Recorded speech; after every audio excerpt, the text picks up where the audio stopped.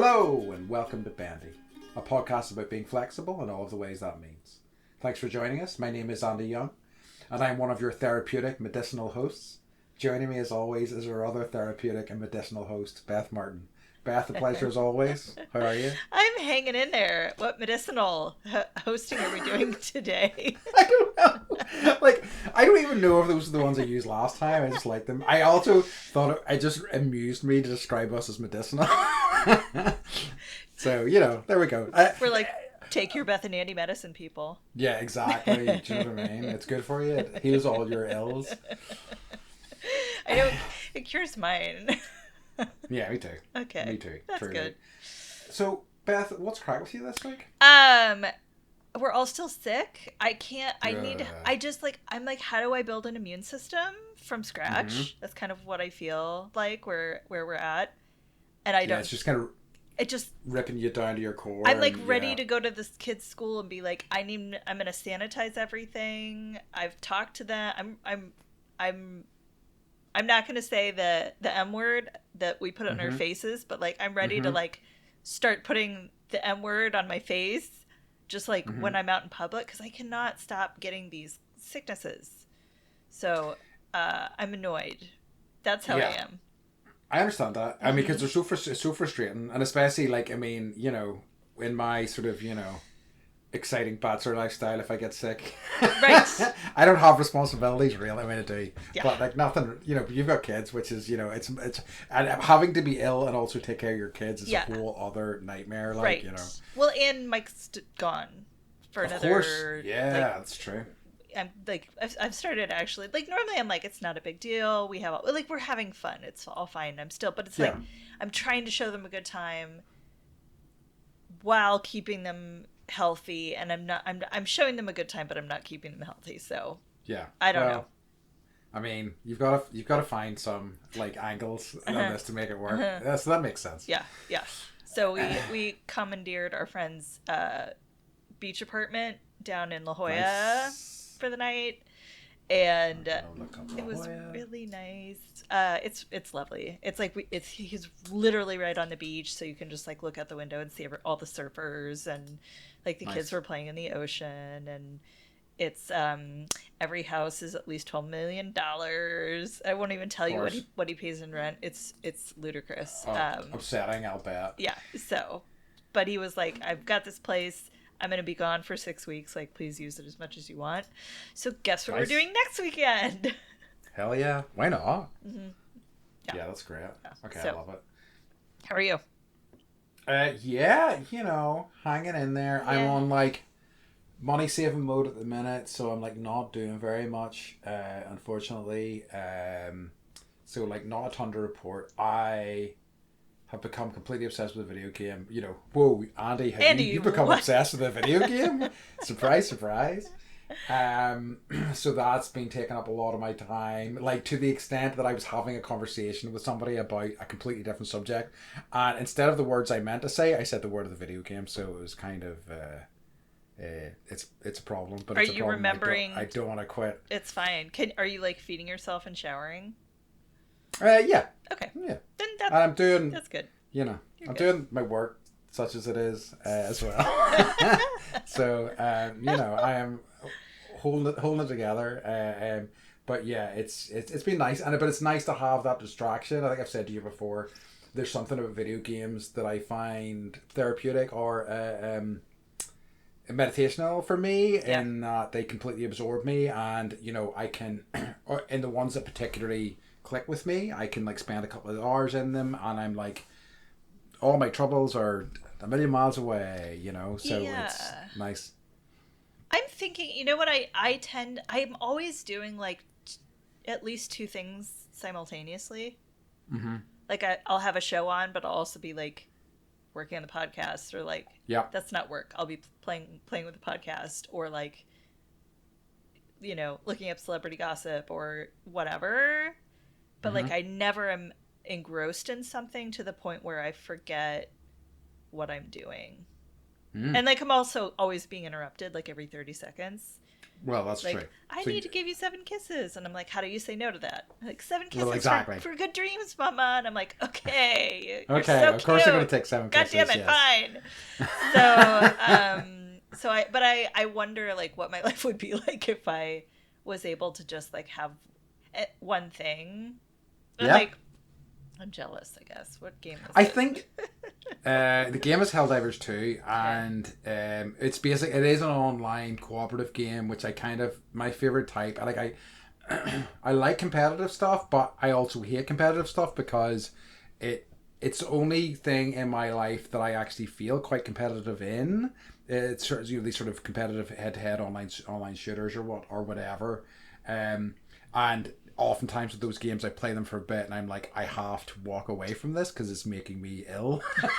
It's making me very unhappy. It's not worth it. I'm not getting fun out of this. So co-op stuff is great because you're working with other people towards a shared goal, and I really kind of like that aspect of it, so and it's also really good humored. I mean, it's very much it's lifted a lot of its way of thinking from like Starship Troopers, and like oh my Starship god, Troopers, yes. amazing. So like it's very satirical. What is it to learn more? Click. Exactly. Do you want to know more? Click here. Yeah, I watched it recently. Actually, it was great. Still holds up, and this is very much the same. Like basically, it's all about you're fighting these alien bugs on a different planet to spread managed democracy, and it's because you're fighting these fascist bugs, so you can give them right. these, it's great. It's really good. So I'm really enjoying it. So wait. So you want to take over the planet, or you want the bugs to vote Democrat? No, you want to give them two figurehead bug leaders. That is essentially the same choice.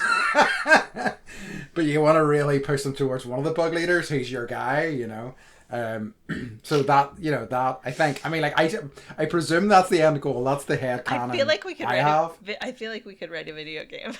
Oh, definitely. Sorry.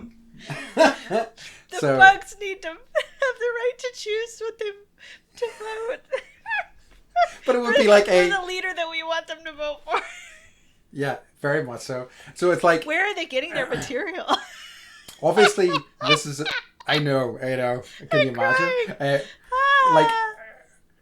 Obviously, it would be. This is a bad example, obviously, because this is very legit and above board. But the recent Russian election, which is which he won fair and square, right. I'm sure. I know. So. Just as an example, there's so many things that we could draw on. I'm glad you like me. So good. Cooperative. Yes, so cooperative. So it's good. It's fun, and it's engrossing in a way that I love. And yeah, but I'm really glad I made fun of it for you. It can take it, right? That's the best thing about it. It can take the abuse because it's built into it. It's great.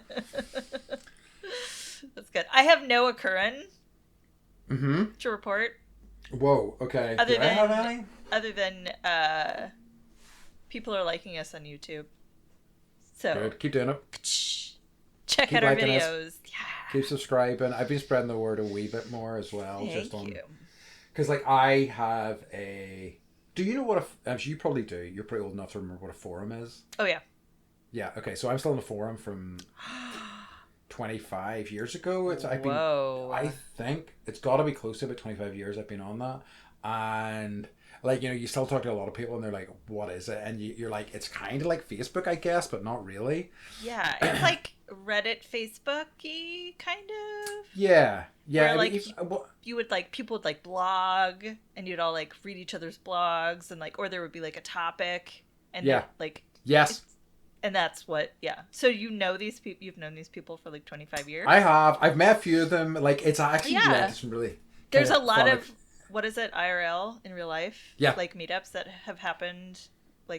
I'm trying to remember what, in America in, the 90s and early 2000s, what it was. It's, MySpacey, but, there was also like message boards as well. I think is the more modern sort of term for it, but they weren't quite the same. I don't think. But like I have truly met some real, genuine like real life friends from it. Whenever I was in Australia, a guy who I had only like conversed with a couple of times online. I knew he was in Sydney. We met, and he like let me stay in his house for like his apartment for like a month for free, and it was incredible. And I still, I still consider him a friend, and his girlfriend, like, they were both great. That's wonderful. And you yeah, stole really you stole nice. all of his ashtrays, and he's like, "Where Yeah, I did he did. go?" Yeah, I. You know what I did at the end of that trip? So because like they had a cat. Who I had a really like nice relationship with. The cat got on so well with me, and I took a photograph of me and the cat. I framed it, and I gave them a framed photo of me and their own cat. I don't think that's funny at all. I still have all of the photos of you and the cat in Costa Rica. Oh Do you yeah. remember? And I was like, cats love me. This cat will love me. I will like this cat will be like on my lap the whole time. And then it turned into like you my and butt. me and the cat in a love triangle, and I was so True. still. So I found one the other day because I was working on podcast stuff, but it was like you and you had the cat in your lap and you were looking at me like, ha Check me out. So I'm not surprised you gave them a framed photo of you in their It really made me laugh a lot. Like it's one of these things that like I find funny, and I just hope other people will, So, but they enjoyed it. I think. I hope. Yeah. But yeah, I regret. Ask for a photo. Just be like, is there proof it's still up? Yeah, I think I know. Yeah, because I know they're split up now, and I think I know which one of them has it. So I'm gonna check with her. Okay. But yeah, sorry. So I brought that up just because I spread the word on the forum and things like that. So I think and I'm really getting loads of feedback from people who I kind of did not expect to listen to it, that are like really up to date, and it's really nice. So lovely. We definitely have like people that like right away when the new episode drops. People are. I don't know why I'm surprised. I think it's like my imposter syndrome. Yeah, I hear you. Where I'm just like, really? People want to listen to us? Like, yeah. What is wrong with them? Yeah. That is very much a topic I want to get into today, actually. Okay. It's like, wait a minute, you like me? What's your problem? Do you wanna? Okay, so do you want to announce our topic? That's already. Oh no, sorry. I have one more. Okay. What's the current thing? Oh, fun, exciting. I just checked my thing. I'm not unsure because the sound quality was fine, but there is a possibility after, the way I've had ongoing like mic problems, which was facing the wrong way. Yes. There's a possibility for a few weeks I was recording from my camera mic, which is tiny and shit, rather than this. Okay. I don't think so because the sound quality was decent, but I checked Audacity recently and it was just like, yes, it's your the mic in your camera, and I'm like, oh no, Andrew, what have you done? Do you call yourself Andrew when you're mad at yourself? Yeah, whenever I've been bad, I'm Andrew. Andrew, what have you done? Etc. etc. But that's it. That's it for what's occurring for me this week. So yeah, so let's get into. Good luck with that. Well, it's time. Thanks. It's time. It's time. Do you want to read? Well, yeah. It's time for Beth and Andy's quarterly mental health review. Yep. Ching. Ching. It's like Chime. So you just got the message into your inbox. It's a mandatory meeting. You're gonna have to hear your bosses talk about their mental health for 2 hours. Wouldn't that be interesting though? I've had some really bosses that I really would love to know, like, what is happening in your life right now. Oh, yeah. But, like, most of the time, not even they want to know what's happening in their lives right now, It's like, there's a subreddit that's, like, called LinkedIn Lunatics, and it's just people on LinkedIn, like, posting, like, insane shit. Like a calculation of, if you were to work every weekend of the year, how many more working hours that would get you in the year. And it's like, what are you avoiding, dude? Like, what's going on in your life? Yeah. But anyway, workaholics, man, they're really good at avoiding. Oh yeah, they're the best. Yeah. So We talked about this, so we just talked about this because we, as we have talked about in the past, mental health is something that's close to both our hearts, something we think people should talk about more, and it is. So, and one of the early episodes of our podcast was about that, and we thought it would be nice to kind of touch on that every now and again, see how we're doing on our journey with that, and getting feedback from people to see how they're doing as well. Yeah, and I would also say that we talk about this like when we log on to chat, we're like, okay, like we do check-ins with each other every week. Yeah. So, but I think it's just like, how much can you say in 5 minutes when we could give ourselves a whole hour? I know. And subject, no, for your entertainment as well. Well, yeah, you're not like life is hard, and we're all just doing the best we can, and it's okay to talk about how sometimes it can be a shit sandwich. Yeah.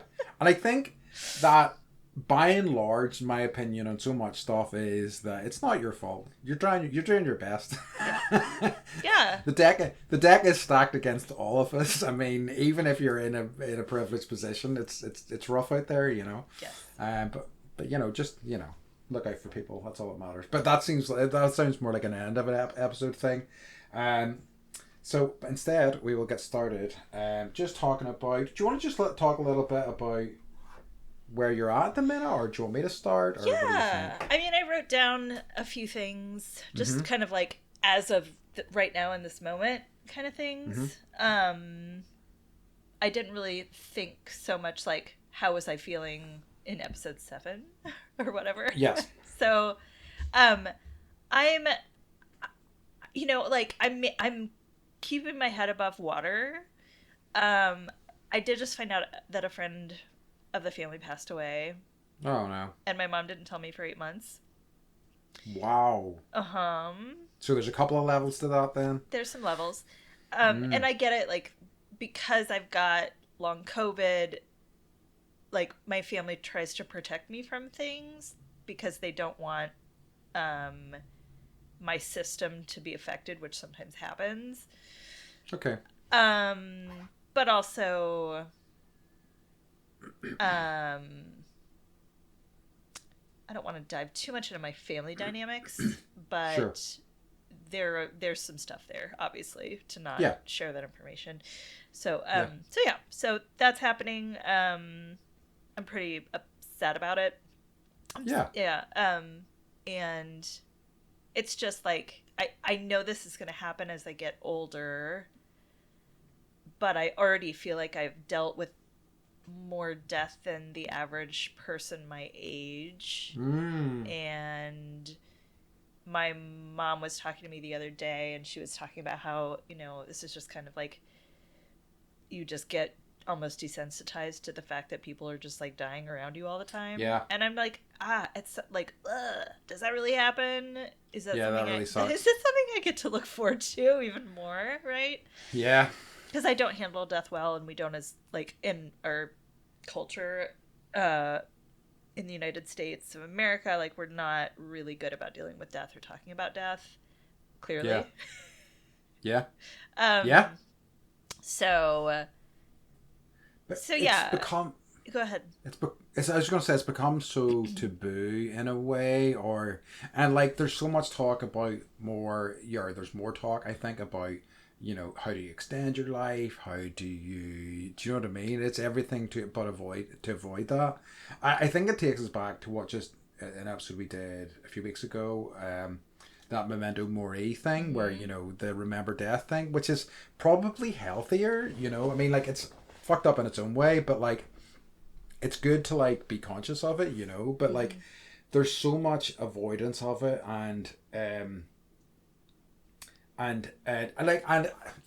such a advocate of the kind of celebration of life rather than the kind of somber misery of a funeral. Like, and I mean, like, I'd say American funerals, not across the board, but like generally speaking, are that somber sort of affair, and they're awful. They're so awful, I always like the idea of the sort of like the New Orleans style one where they have like the band, a band and everyone's rocking out down the street.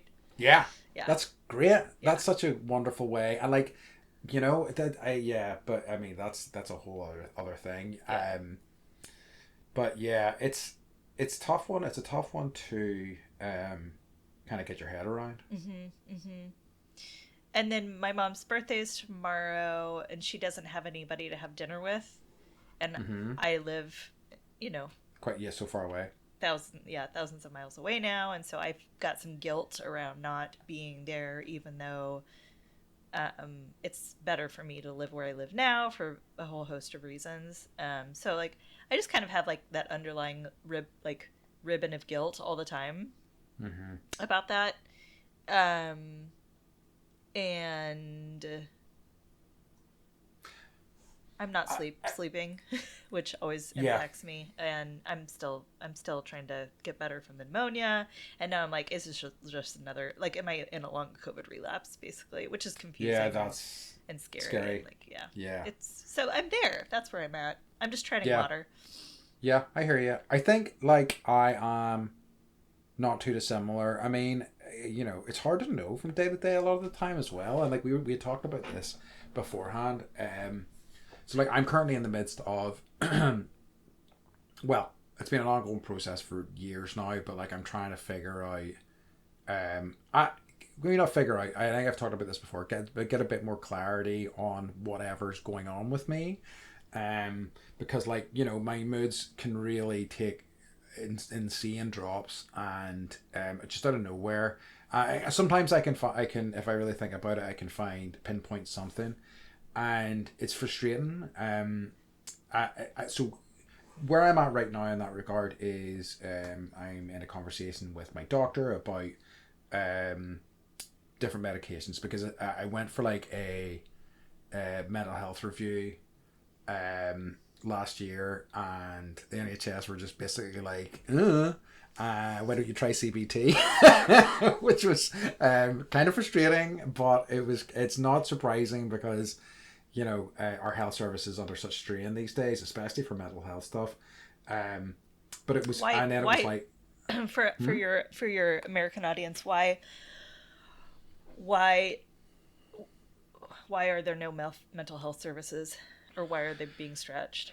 It's generally our sort of health system, certainly since well, I'll get into this way, but basically since COVID, like they were taking a hammer before that, like for a long time that it's been underfunded, and as a result, a lot of doctors are leaving the services. They struggle to have like nurses and things like that.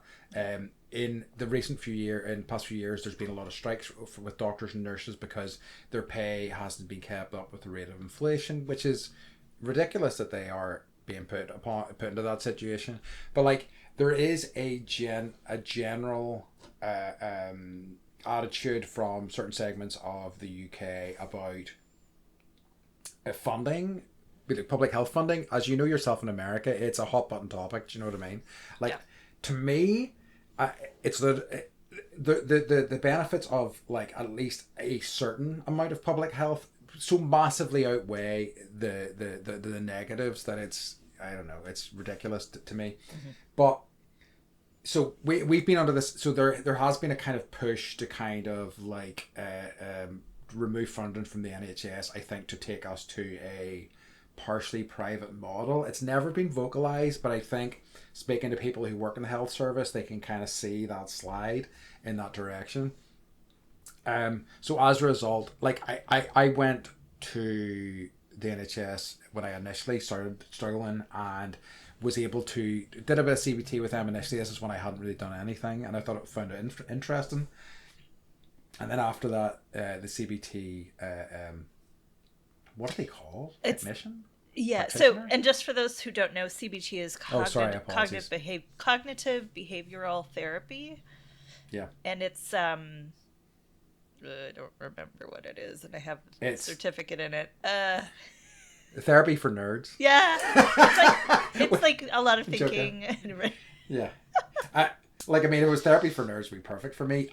The way I look at it is, it's almost like, here is a mental toolkit, which I can see the appeal for certain, and here's a way to think about your thought processes and to usefully maybe take a step back and analyze them a little. And don't get me wrong, I really picked up some useful stuff from that experience, but after a while, I kind of got as much as I was going to get from it, and I was ready to like try other things. You're like, how long? How many times can I consciously observe myself? Yeah, Feeling like shit.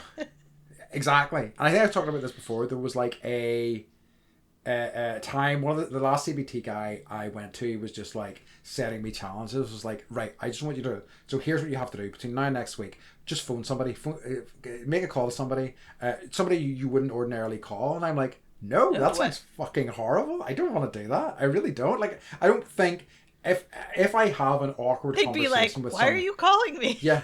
What's wrong? The first question would be, what's wrong? Because it's just like, this is not the expected behavior from you. Yeah. So that no longer works in our cultures. No, it doesn't.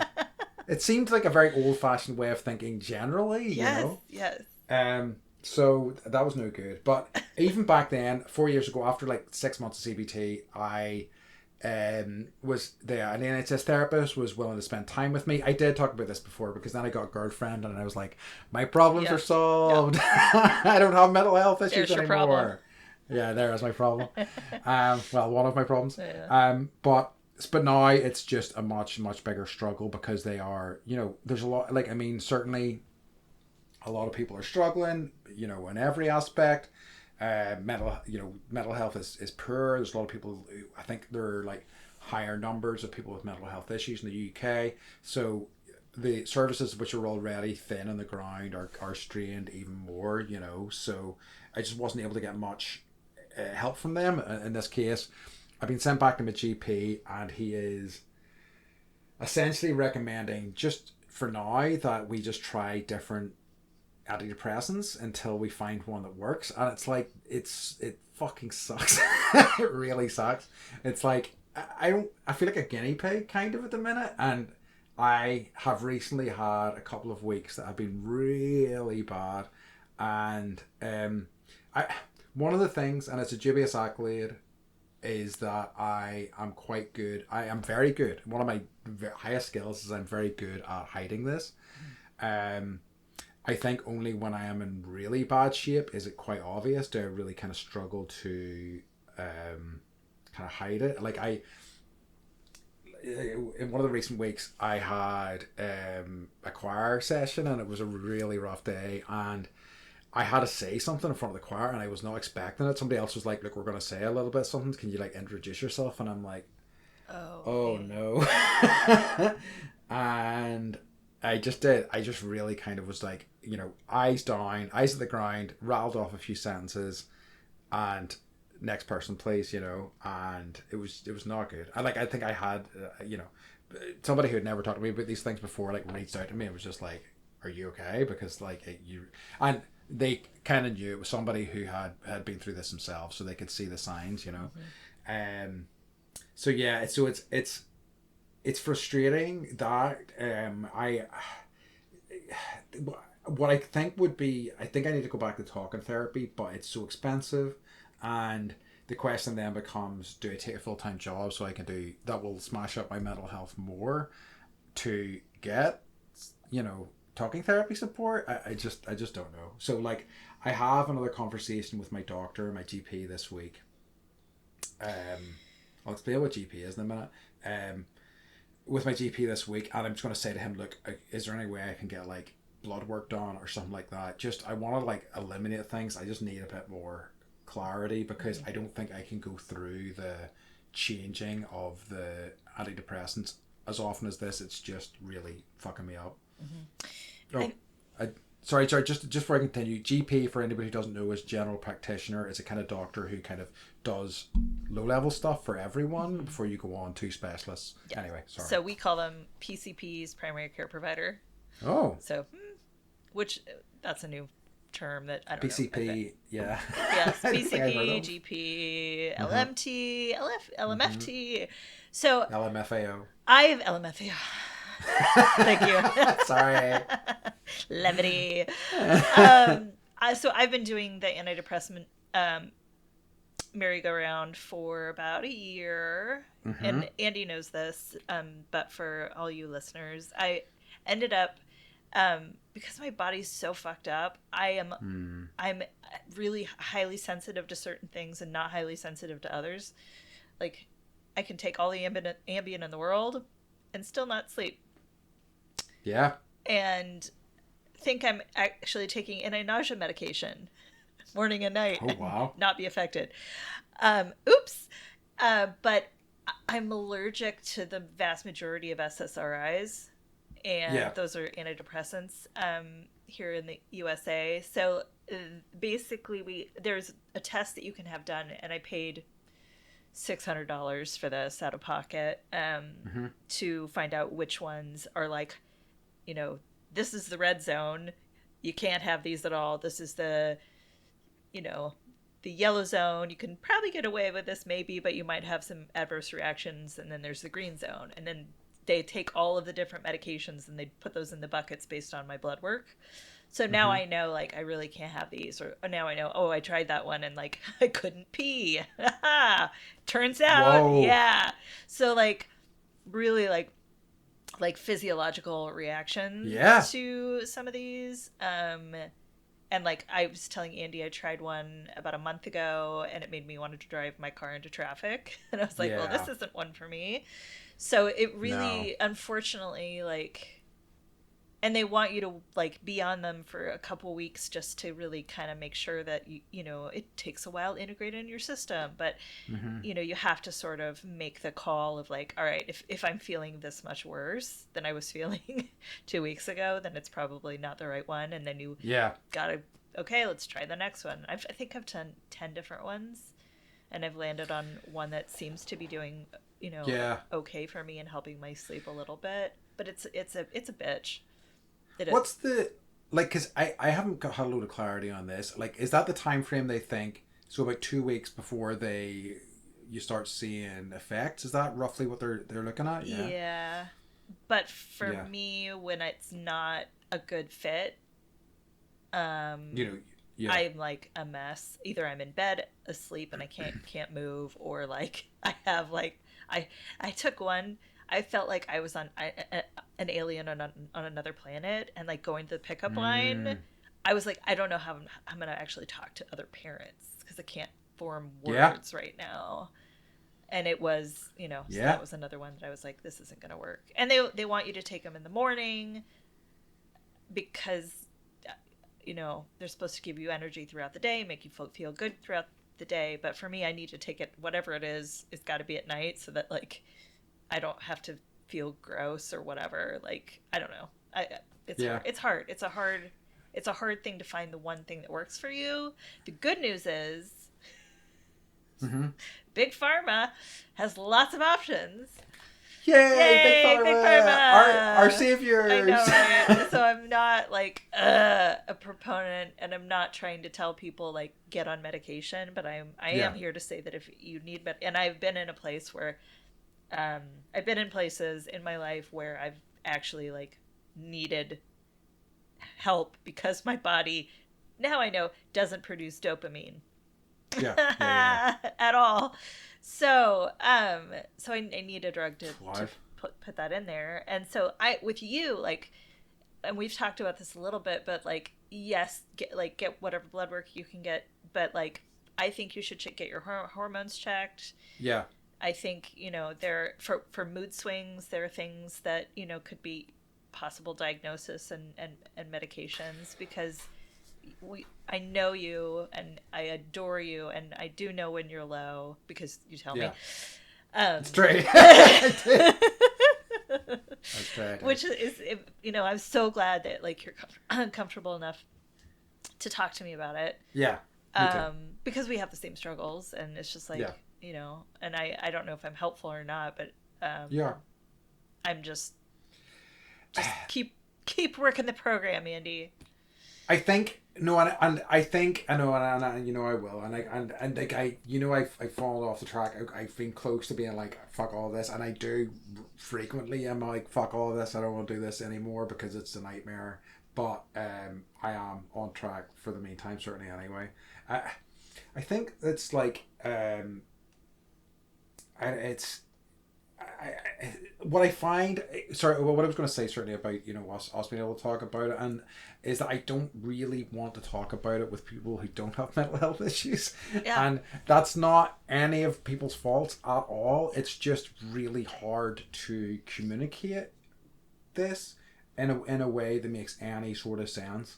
It's like, and sometimes, and like I think people mean well, and I really appreciate it, and I know it comes from a good place, but like it's like sometimes it feels like somebody has like tackled you to the ground and is just like punching you in the head on the ground, and you've got somebody going, just why don't you just get up and get on with something. You're like, do you see? You can't see, but that's kind of what's going on in my brain. Have you just tried smiling? Have you just seen what that does? It actually has an effect on your. You're like, right? You're like, As you're getting, as your teeth are getting punched out, metaphorically. Like thinking about it, like I tell Mike about how, like Mike, my therapist, my psychologist, and you are basically the people that know, like how I'm feeling on any given day, like if I'm struggling or not. That's pretty much it.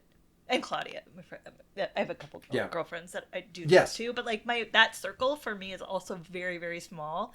I don't share how I'm like I'm doing this obviously on a podcast that we're putting out all over the planet, but to the people closest to me, it's impossible.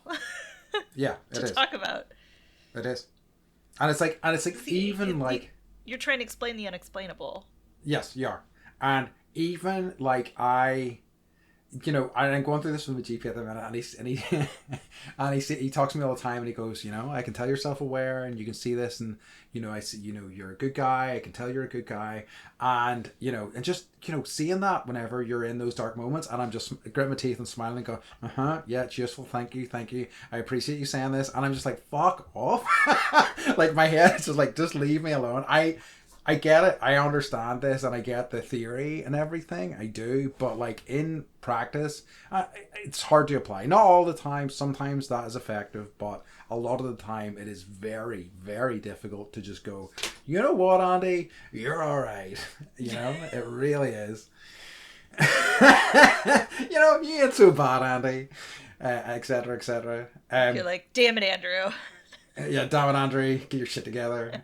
The thing that like really kind of is, I find, especially dealing with medical professionals like GPs, is like every time he talks to me, he's like, so are you having any suicidal thoughts recently? Are you going to kill yourself? And I'm like, probably not. I mean, it's highly unlikely. It's like my answer is always like, I have a complicated relationship with suicidal thoughts, but I'm probably very unlikely to actually kill myself, but like I do think about it, absolutely I do, but like I also am aware of, and I'm kind of scared of saying too much to my GP, and then like I don't know what can happen to you if you admit that is somebody going to take you away to somewhere. I don't want that. I don't think that would do me any good.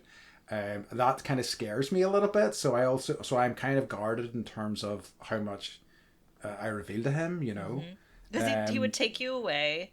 You'd go to some underground laboratory. They would put metal in your body, and then you'd be Wolverine. So you don't want that. I'm gonna call my GP right now. Let me just give him a quick call on his private number. No, but it is that does elevate things. Yes. And I don't know what that I've been in that place where, especially when I was like super, super, super sick and dying, and like why am I here, and why? And I have said, yes, I am having suicidal thoughts, and I am not making plans, but I am, and this is even hard to talk about, but yet yes, I am like, envisioning like how I would go about, exiting this mortal coil. Yeah. And it's like you can see the look on the doctor's faces, and Yeah. then I got lots of Valium. Okay, now we're talking. Like, if only I could get Valium over here. um, so, and that did help a little bit, but yeah, Yeah. it didn't put the dopamine where the dopamine didn't exist. So, yeah. Okay. Interesting. Yeah. Like a different sort of problem in that case. Why? Yeah. So I just commend you for trying, trying new meds and trying, because and being honest about this, because Yeah.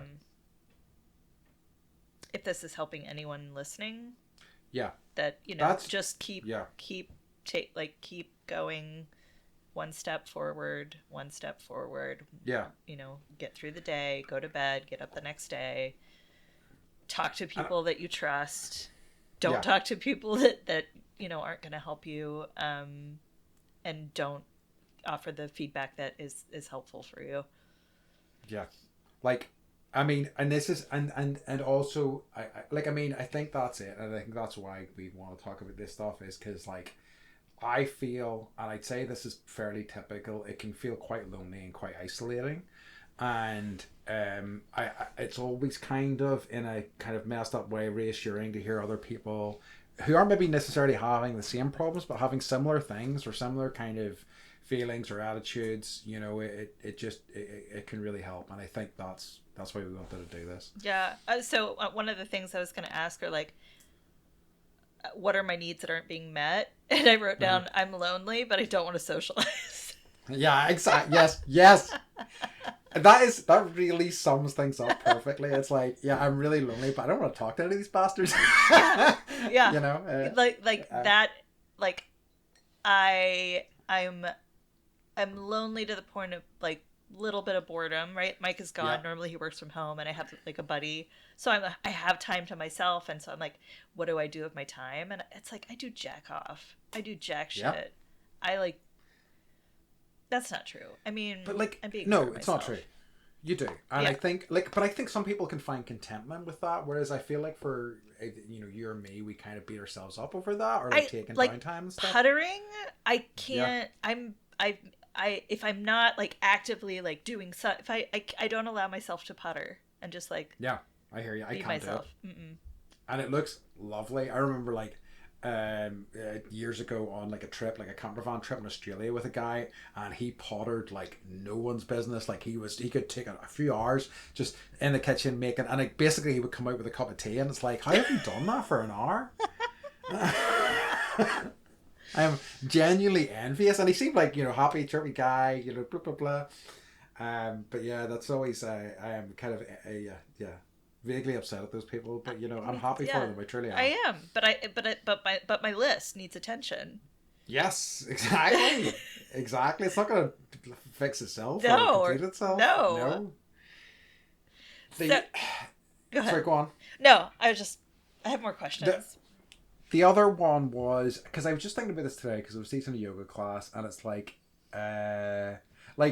confidence is such an interesting thing, and I think it's such an interesting thing when it comes into mental health, because it's like, I don't know that I have any real confidence at my core, but like I have confidence in ways that I see other people struggle with. Like I know what I'm good at, I know what I'm bad at, and I feel like certainly in this country people really struggle to be like, oh, these are the things that these are my skills. They're trying to like downplay themselves or whatever. It's a very sort of Northern Irish, perhaps British thing. I don't honestly know, but just being super humble.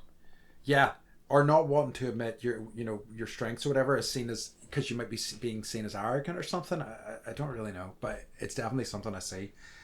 But like I have the capacity to kind of go, oh, I'm good at these things, bad at those things. Not all the time, but I can get there. But like that sort of confidence in the moment, I really struggle with. Like yoga teaching in particular. So as I'm teaching yoga, I essentially have my eyes closed the whole time, right? Really? Yeah. Because you and Bradley Cooper. Oh, really? Yeah, he'll interview people with his eyes closed. He's like, I love that. Yeah. like, because I just find, like, if I make eye contact with somebody, it's immediately going to trigger something within me, like that sort of, inner voice that's like, you're fucking this up, is going to see what it needs in that person's gaze. So your confidence is attached to your visualization in life. I think so. I think the seeing other people and responding to something you're doing. Yes. That's fascinating. I think that, isn't it? Mm-hmm. So because it can just collapse on me. So it's why I just don't. And there are other reasons I do it, because I find, removing the visual stimulus really helps me focus on what I want to say, on the, what's the word I'm looking for? Procedure. The sequence that I built. There we go. Find that word eventually. It allows me to focus on what I need to get done. The cues that I want to give, the sometimes scripted jokes that I put in there. And I sometimes do things off the cuff, but I sometimes think, oh, what would be quite funny to say in this with this posture. So it just kind of, because I feel kind of most of the time that sort of negative voice is with me all the time. Like, it's in all social things, it's right there. Whereas I feel like some people, I do this too, but I feel like a lot of people talk about, after the effect being, overanalyzing things and kind of, whereas I do it in the moment, which is hard to navigate at times, and it's why I think just eye contact in general is one of my most terrifying things, because I feel like people are going to see how fragile and I am in those moments, and how close to cracking I am all the time. So that was just I was watching. This has nothing to do with you.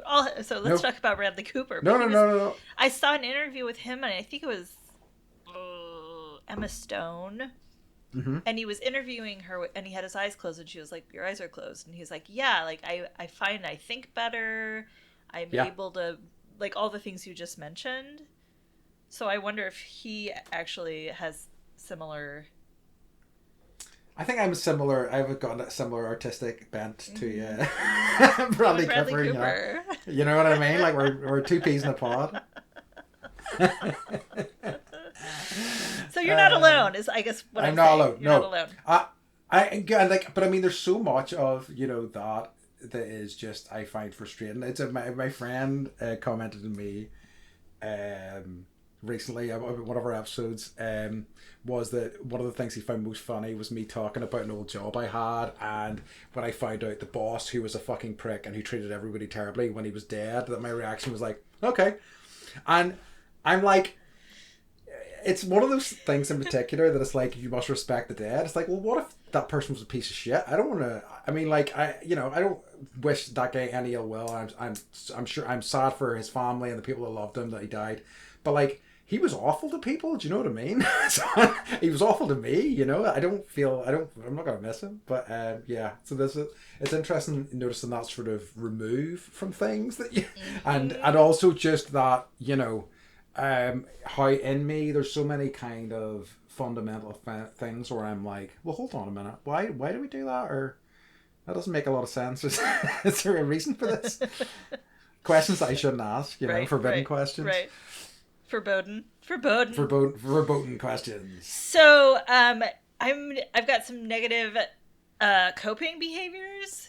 Let's go. I'm drinking too much alcohol, and I'm over. Oh yeah. I'm eating a yeah. lot, and that's not normal for me. Normally I just kind of pick at food all day. Yeah. I am stuffing my face.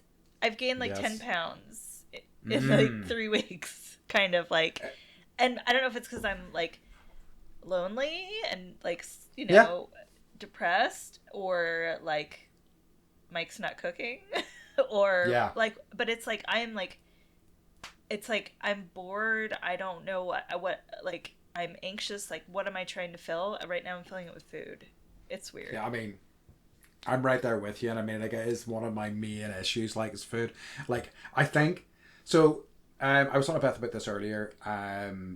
That I have used weed for many years, and I am going to try to come off it for as long as I need to, maybe forever. I really don't know, but I kind of have a little the leftover that I want to use up, because if I have any in the house, I just will go back to it. You gotta get really high and then be done. I'm gonna get high as fuck. Yeah, and but like. It has such a symbiotic relationship with food for me, because food tastes so good when you're high. It's so good. Oh my god. It's pretzels and Snickers. I think I've already talked about that. So good together. Great conversation. But like it is a good combo. I don't know if I've ever had that with those. Oh, it's so freaking good. Like I'm sure they're gonna make them now because I said this out loud. Like there you go. That's like, what your food tasters need to do, is just get really high and then like try all these That's true. That's true. Oh my god, dude, we need to combine this. I like at the minute, me and I've talked about it before. Is like I make this big bowl of popcorn, and I just like I barely stop for breath when I'm eating these things. It's just like shoveling it into my mouth. It's just mindless. It's not good, but like I feel like eating over the bowl. It's true, but like see that like little hit you get like that, especially with sugar, that just kind of picks you up, and it's like, oh, everything's okay. It is. It is the thing that like the next thing that if the weight thing doesn't how much can I ask? How much like do you use it for sleep? Do you use it during the day?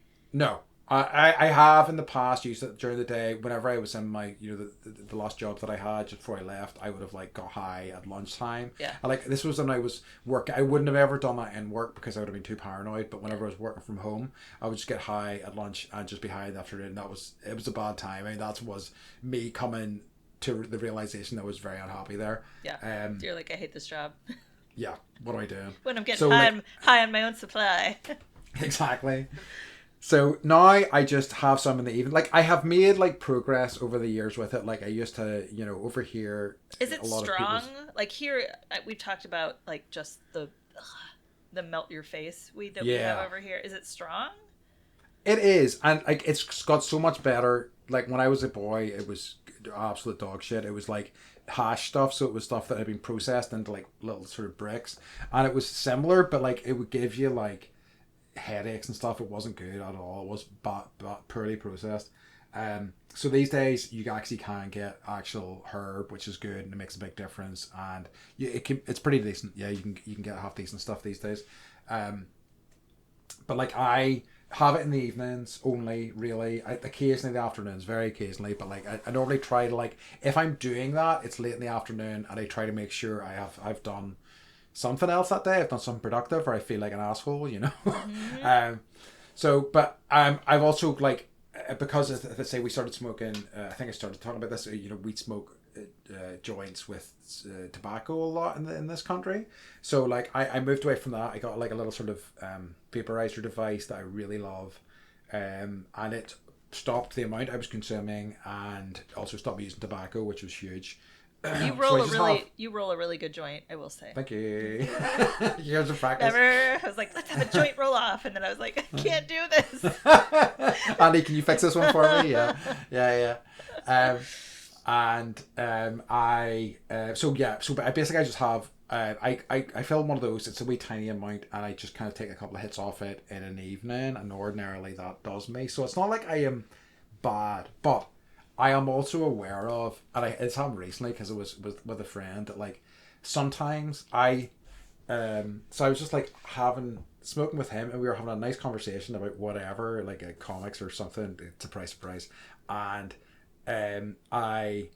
my brain immediately started thinking about an awkward thing, like an awkward event in a job that I had years ago, and something that happened, and then I was like, oh my god, what do they think of me because of that? And then I was like, but I was able to pull myself back from it, and I was like, what the fuck are you doing? What are you doing? And I was like, I think that was, and I had already come to the conclusion that I needed to step away from it, but that this was really a exclamation mark in terms of, this makes your paranoia, the fear, certainly has the potential to make that so much worse in a way that is not helpful at all. So I think I need to just take a break, maybe forever. I totally get paranoid. I get like super, and like I used to, they have, well, like here we have weed for all, like it's Tuesday, here's the Tuesday weed, you know. Yeah. It's like there's calm, there's relax, there's Yeah. energize, there's, you know, it's like anything. And these are all really bad examples. No, but I understand what you're saying. Yeah. So you know, like what I'll have is, it's called Zen. It has 20 milligrams of CBD for pain, Yeah. and then like 1 milligram of THC. So it's like, so it's like Mellow, yeah. enough to just like take a nap, or Yeah. you know, but not that like paranoid feeling. And that's like, I'm okay there. But like when I was really having sleeping problems, I was taking like 15 milligrams. Yeah. So I don't even know, it's what, like 3 joints to sleep. That is a lot. I know. Yeah. I don't think it helps me sleep. I think all too often it makes my mind kind of race. That's why I would Dark Side of the Moon. I would have to Yeah. listen to music in order to keep myself out of my own brain, because I would just get in there like a gopher and just like dig out weird shit. And like then I'm mad about this job that I had 15 years ago. Yeah. And this one, you know, conversation I had with this person, and how upset I am about it. And it's like, yes, what the fuck? You reported him to HR. It's fine. He got fired. Ha ha. Right? Like, no one takes him seriously as a writer. Yeah. But and I put he this to actually bed, might have died. And I'm kind of like, okay. Yeah.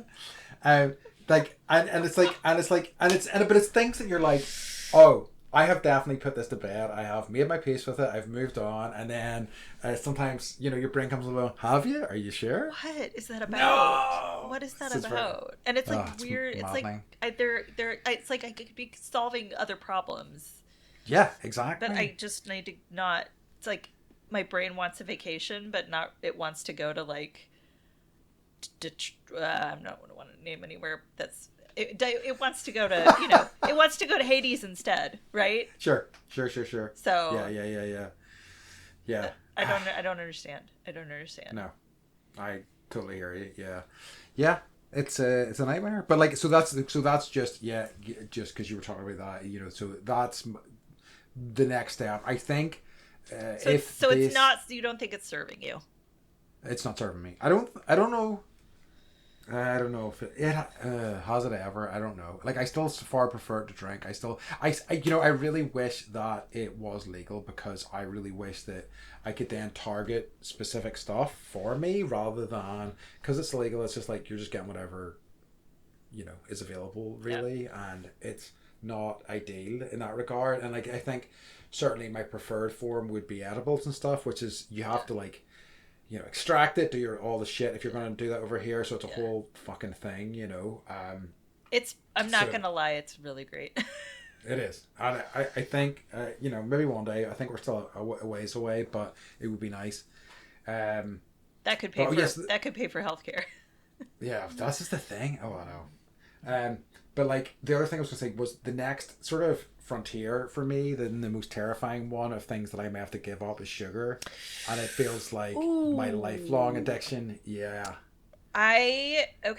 So I'm also on the sugar train. I got off of it after Costa Rica, when we went for yoga training. So in 2019, I was off of it, and then I was off of it after I got COVID. So I was off of sugar for 3 years. Nice. And did you feel better? I did. Generally? Well, I mean, it was. Okay. I was after Costa Rica, before COVID. Yes. Okay. So yes, of course. And now I can't eat the gluten because I'm I don't have celiac, but it's the whole thing. The whole thing. I just get my body responds really poorly to it. So, but I wrote on a piece of paper all the things I'm like, I gotta eliminate like make sure I'm not eating gluten. I'm also going to eliminate sugar, nice. and dairy. Ooh, yeah. Because I have to like get back down to a healthy weight, so I'll feel better about myself. And like the sugar, man, it's like I think that's part of the reason that I'm like overeating. Yeah. That fucking hit from sugar, whoa, I think it is so small. So if you had to pick weed or sugar, would you pick sugar? 100%. It's not even a question for me. Like, it is, and I mean, like, it is such a. I mean, I think we have talked about this a little bit before as well. But like, whenever you, as a kid growing up, it was everywhere. You know, it was like you would go and see your granny, and it was like, here's some sugar, here's a wee treat. Ours was the Werther's Originals in a bowl. Yeah, I was always like, I guess I'll have that. It's not my choice, but I'll have 30 of them. No, I mean, like, the sugar there, I'm gonna get it. So, but like, and I think it's got better. Like, I think kids, certainly some of the kids I've encountered these days are. I remember like my cousin's son was around here before, and it was years back, and he was still like under 10 at least anyway. And I was like, "Do you want something to eat?" And he goes, "Yeah, do you have any fruit?" And I'm like, "Fruit?" I'm like, "I do have fruit," but like, wow, okay, yeah, sure, yeah. I thought I just was not a response I was expecting, but kind of pleased me, you know, because that would not have been my response as a kid. It would have been like, give me some crisps, give me some sugar, whatever you have. Can you eliminate fruit and what? Well, no. If you eliminate sugar, can you eat fruit? If I do it, I will be doing it in terms of refined sugar. So naturally occurring sugars I'll be okay with. Is how I think I will approach it, because I think that would be a nightmare if I was also to avoid fruit as well. And it would probably be bad for my health if it was to do that, you know. Yes. Okay. And as fun as that would be. Yeah. So I'm as of today, I'm stopping the sugar. So if you want to hop on I'm not going to push you to do all the things at once, but I will let you know how it goes. Please do. I want to try. The weed's going to take most of my willpower over the next wee while, so that's the first hurdle, and then we'll see how it go from there. You know, but I think I can see it having knock-on effects. Like I can see it helping my, like my overeating. You know, because like the weed's so tied with that, so it'll probably be better for me in a lot of ways. But I think the first week or two is going to be rough. You know, so. And I like, for me, like I'll have like, you know, it'll be in the you know, late afternoon, evening, and I'll be like, I'll just have a glass of wine. Like, oh, I'll just have another glass. I'll just have one. And I'm on these medications where like I don't really feel it. Yeah. And so I like overindulge there without meaning to, and not really having like the same response that you would after having, you know, 2 or 3 glasses of wine. And I know that's not healthy for my body, but sometimes I'm like, I just feel like shit anyway. Like, why not? Yep. But I know it's wrong. I know it's having an ill effect on my body. But it's like, so in California they have, it's actually I think owned by Gwyneth Paltrow. It's called Can, and it's actually like flavored waters with a certain amount of THC in it. Yes. And so like a 12 pack is like $70 US, right? But I was like, maybe I'll try this instead of alcohol and see if that like is something that I can just kind of like have one of those in the evenings and see. Could we look into some Bendy branded THC water? Maybe. Do you think? Gwyneth Paltrow, can please sponsor us. Send me a free package of $70. Isn't Goop her thing? So Goop X Bandy, a crossover event? Well, like no one knows. She's got invested in all these, but That's true. Yeah. So, but I may order that for myself this week. Yeah, absolutely. Yeah. It's a big good way to wean yourself off it. But yeah. But good luck. Good luck. Yeah, I'm gonna get on the weed, and you're gonna get off of it. But yeah. We'll see how we go, and I can live vicariously through you. Like, Beth, how is it? I just want to find a can of it. Yeah. And not buy the whole thing, but it's like I live in the middle of nowhere. No.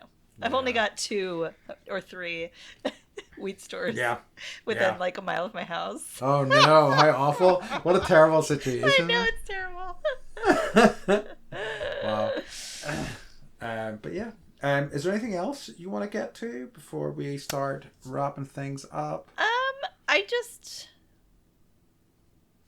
kind of like, I wrote down like, how can I be kinder to myself in this moment? And then my answer to that was just like being here and having this hard conversation. Yeah. Absolutely. I'll second that. Yeah. Yeah. No, that's good. That's a good way to end things. Yeah, wrap up this topic. But yeah, like, and I think as we said throughout this episode, like, if you have any thoughts or, you know, anything you want to reach out to on this, or any thoughts in any of this, or, you know, your own stuff, whatever, we'd be happy to hear them. We're like the Ghostbusters. We're here to believe you. Yes, we are. Yeah. And that's it. And that's where we draw the line. That's where we draw the line. Yeah, we believe you, and that's it. That's where our help ends. But hey, that's still helpful, right? Yeah. I did write down one other thing. Mm-hmm. Because I was like, just be honest, Beth. Like, what brings me joy, and how can I incorporate more of it into my life? And I wrote down using the Roomba and having clean floors. I love it. That's like that's where I'm at. And so you need to find ways to like sort of, you know, increase that. So like maybe like get your Roomba some costumes and things like that. I think so. Yeah. Like the cat riding the Roomba. There was that with the shark outfit. I watch that sometimes when I want to laugh. How does Star feel about the Roomba? She hates it. All the animals hate it. They hate it. I want to run it 24 hours a day for my own pleasure and amusement, because I just like to watch it. Sure. But yeah. Do you want to talk about joy or gratitude or wishes or? I will. Yeah, let's talk about joy. Yeah. So, what's been bringing me joy this week is I've been catching up on movies that I've been meaning to watch. So I watched May December, which was great, but harrowing. I don't know that I'd recommend it necessarily. I watched it, but it's a very interesting movie. Yes. But I think definitely if you're a fan of just, you know, movies and interesting narratives, it's one to check out. Very cool.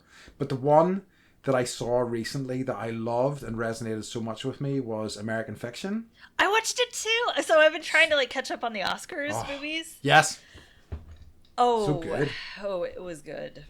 And there was a few things, and I was texting one of my friends, another friend who will text you about mental health stuff, and like we were talking about how much Monk's character resonated with us. So like essentially, if you don't know what it is a movie that came out recently. It was in awards contention about is it Jeffrey Wright or I can't remember his name. Jeffrey something. He's been, you'd absolutely recognize him. He's been in loads of stuff, and he is an author who writes these kind of, you know, highbrow books that don't really seem to go anywhere. And he decides, as like an act of rebellion, to write this book, this sort of what he considers to be a trashy book, and it gets this incredible success. And it's just about his life, that, and how it affects his life and his like family life and things like that. Mm-hmm. But it is Jeffrey Wright. Jeffrey Wright is from Brooklyn. He is not only is the movie amazing, and he's amazing in it, and he's an amazing actor, he's an amazing human being. So like during COVID, when everything shut down and all the restaurants shut down, I think it was like him and Rosie Perez. Mm-hmm. They were like, we gotta like keep Brooklyn going, and so they were the ones that created like the whole like food delivery from restaurants to keep restaurants, you know, going. Nice. So you could actually order whatever from, you know, whatever restaurant you loved from down the street, and that way people were able to, you know, be couriers and, you know, open the kitchens back up. And so that was all Jeffrey Wright and his peeps in Brooklyn. That's awesome. So yeah, there are like other stories about Jeffrey Wright just being like amazing. So he seems like a nice man. He does have nice man energy. Yeah. Yes. And anything I've seen about him, he just seems like a cool, self-assured dude, and I respect that a lot. Yeah. But like, I don't know whether you found it, there was so much that resonated with me in that movie. Like I say, me and my friend really kind of resonated with Monk a lot, his character. But like so many lines, and the line that really stuck with me was whenever his brother said, "You've got to learn how to let people love you." I think, is that it? Or you've got to let people love you. And like he just does a whole speech about like, in the movie they're kind of, and this happens before the movie, but their father kind of died, and his brother kind of came out as gay, and he kind of wishes his father had known all of him. And he says, what if you rejected you? And he goes, well, at least he would have rejected the real me. And it was just such a really nice, and then he basically said that, he uses that an example to say to his brother, like, you know, be all of you, you know what I mean, and put that out into the world. And I thought that was, it really resonated with me a lot. But it was a great movie that meant a lot to me. You're doing it. Yeah, thank you. You are. Thank you, I appreciate that. Yeah. Beth just stuck her tongue out of me. You're fired. You're fired from the podcast. You can't. I'm joking. I don't have that sort of power. If only. So Beth, what's been bringing you joy this week? Were you going to say American Fiction? No, actually, I've been making the kids watch movies that I love. So we watched Yentl. Yeah. And then I was like, I don't know if they're ready for Amadeus, but I was like, I am. And so we watched Amadeus, and they were both floored.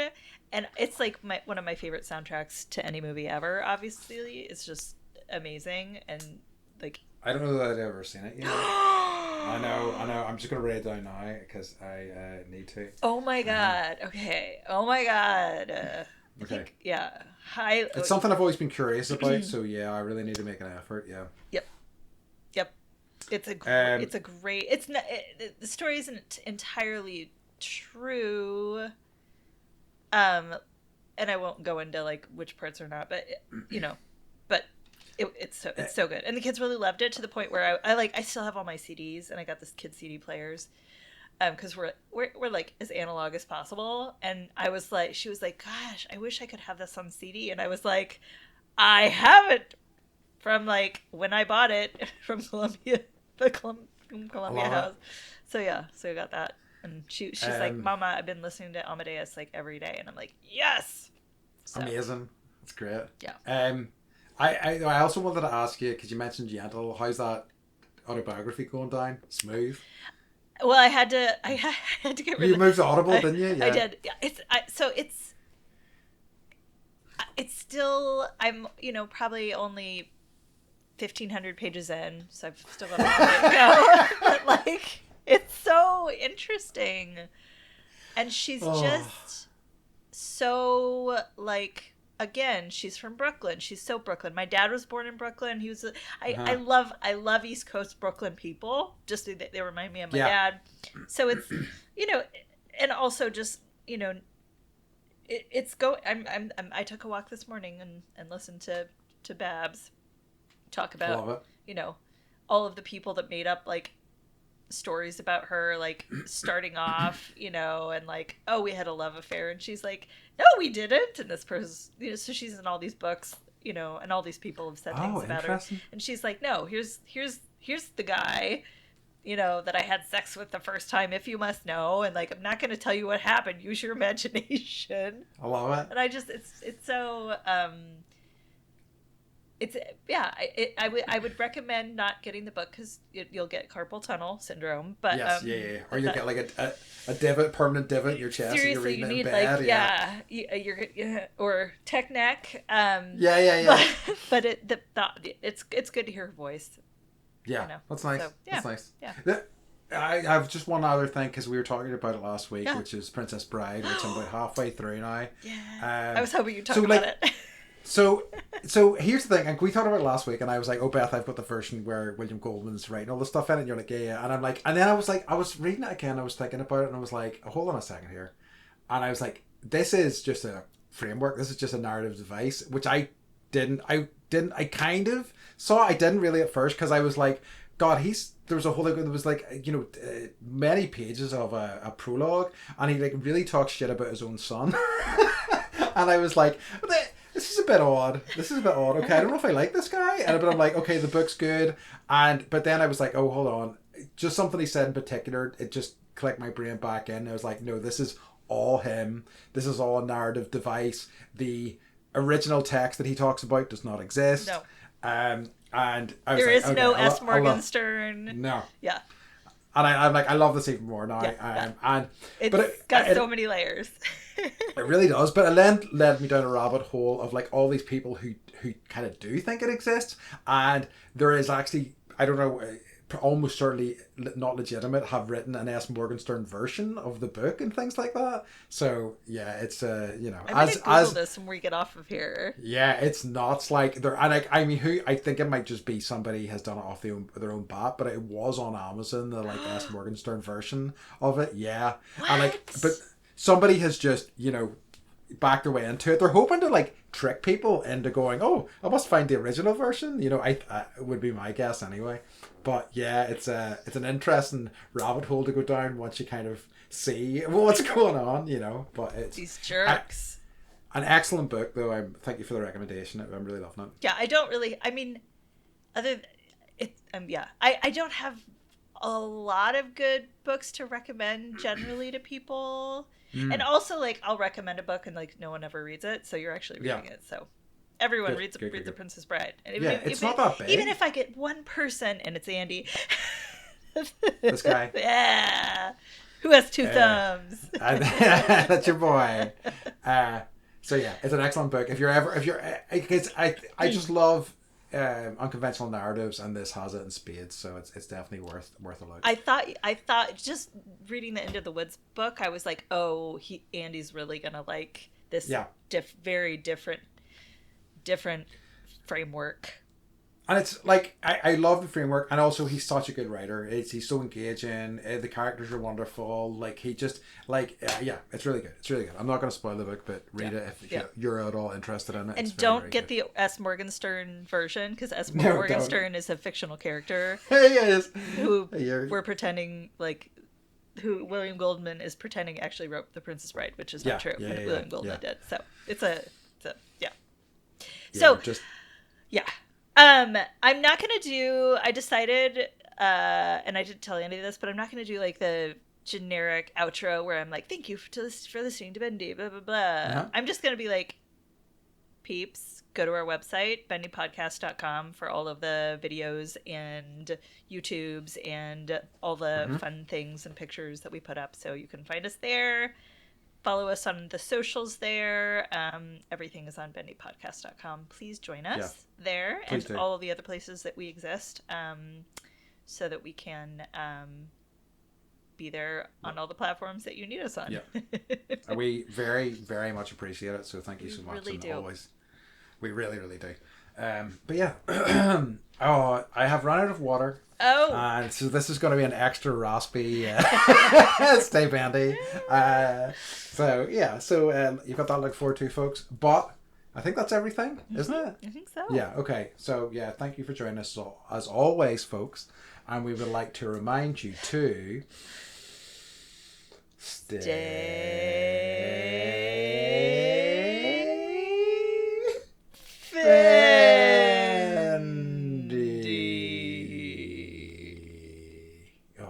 I'm going to get you a voice. bigger cup.